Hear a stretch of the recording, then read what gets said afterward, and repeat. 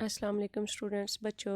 आज हम शुरू करेंगे chapter number 4 work and energy.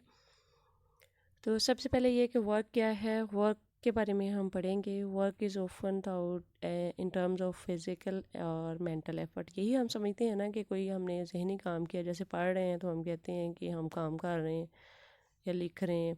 तो या फिर ये है कि हमने कोई भी फ़िज़िकल काम किया तो हम कहते हैं कि ये हमने काम किया। However, in terms of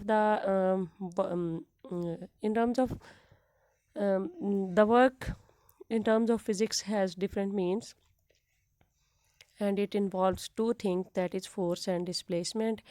यानी फ़िज़िक्स की टर्म्स में अगर साइंस में इसको देखा जाए तो हम इसमें दो चीज़ें इंपॉर्टेंट हैं, वो है फोर्स और displacement. And then we are going to study about the situations in which work is done and how much work will be done and और इसमें सबसे पहले हम ये देखेंगे कि जब फोर्स जो है वो कांस्टेंट रहती है then how much work is done by a constant force and how we calculate that how much work is done. तो उसके लिए हम क्या करेंगे, let us consider an object which is being pulled by a constant force F at an angle theta to the direction of the motion.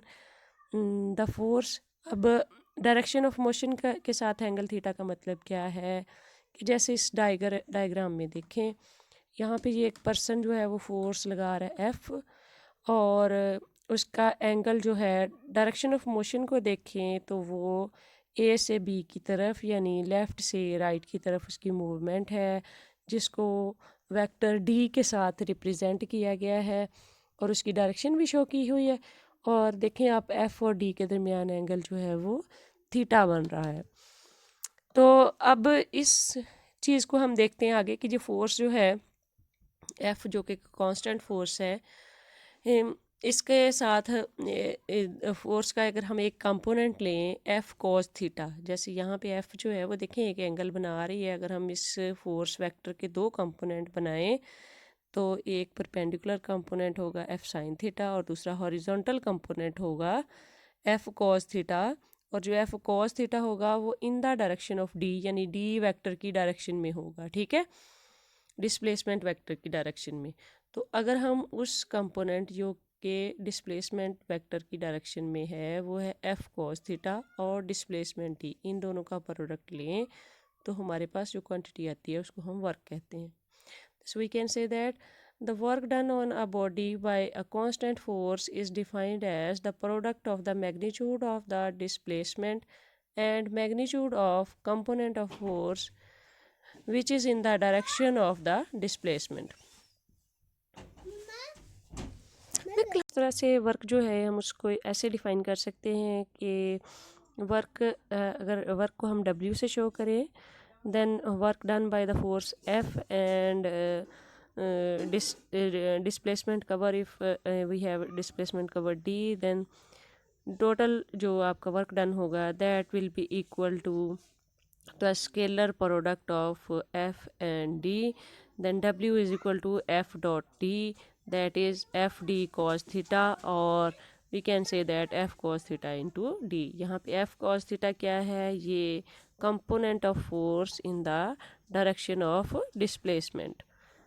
Angle theta जो है वो बन रहा है और आपने उसका एक कंपोनेंट लिया जो कि in the direction of the displacement था। अगर आप इस सिचुएशन को देखें, यहाँ पे जो है अ पर्सन जो है, a person that is holding a bucket, then how much work is done by the on the pail when the person is holding the pail by force F and moving towards right. Similarly, in that case, a person is pushing the wall, then how much work is done in this case. आप देख सकते हैं कि इन दोनों cases में अगर हम देखें, जैसे जो है बकेट वाला केस जो है, अगर ये पर्सन जो है उसको काम कर रहा है तो उसने क्या किया हुआ है, वेलोसिटी यानी डिस्प्लेसमेंट और फोर्स के दरमियान एंगल जो है वो 90 डिग्री है। अगर हम इसका एफ़ कॉस थीटा यानी एफ़ कॉस 90 डिग्री कैलकुलेट करें तो उसकी वैल्यू आती है, कॉस 90 की क्या वैल्यू आती है, वो ज़ीरो होती है। तो हमारे पास F cos theta into D अगर हम निकालेंगे तो ये फार्मूला यूज़ करते हुए यानी F cos theta into D अगर हम इसका लगाते हैं फार्मूला वर्क का, तो हमारे पास जो वर्क डन है वो ज़ीरो आ जाएगा, क्योंकि इनके दरमियान एंगल जो है वो 90 डिग्री है।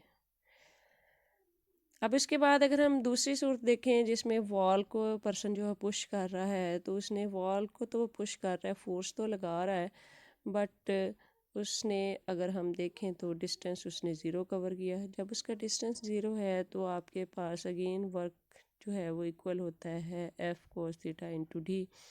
वो अगेन आपका वर्क जो है वो ज़ीरो हो जाता है।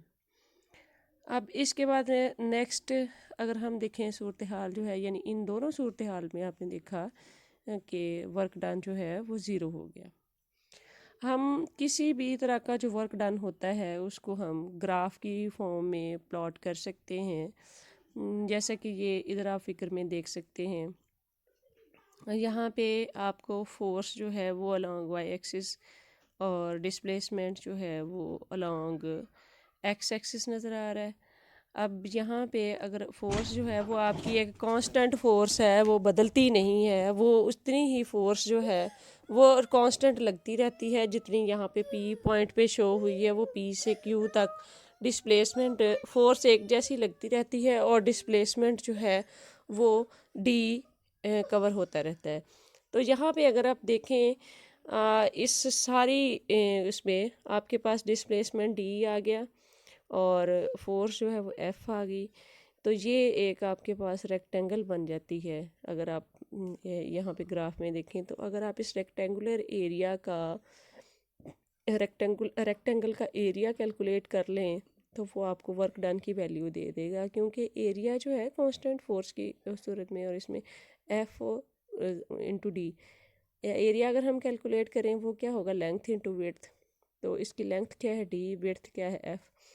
तो एफ़ इंटू डी अगर हम निकालेंगे तो वो अगेन वो वही निकलेगा, क्या होगा वो आपको इसकी यानी इसके वर्क की वैल्यू जो है वो बता देगा, क्योंकि वर्क का फॉर्मूला ये होता है कि this is the product of force and displacement, but उसके लिए ये है कि डायरेक्शन काउंट करती है।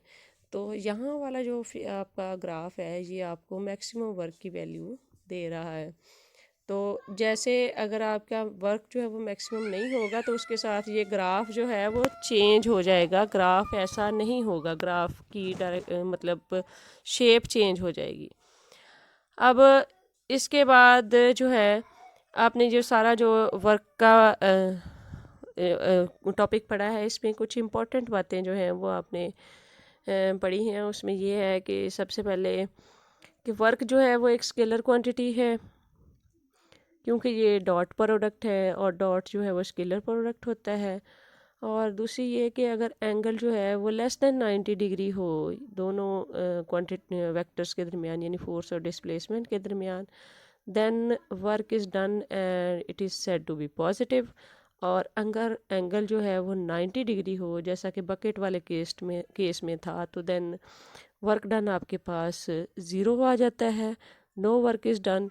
और अगर आपका थीटा जो है वो ग्रेटर देन 90 डिग्री हो तो फिर थीटा की वैल्यू जो है वो सेकंड क्वाड्रेंट में जाने की वजह से अगर आप एफ़ और डी का प्रोडक्ट लेंगे तो वहाँ पे कॉस थीटा जो होता है सेकंड क्वाड्रेंट में नेगेटिव चला जाता है ग्रेटर देन 90 में, तो आपका वर्क डन जो होगा वो नेगेटिव होगा।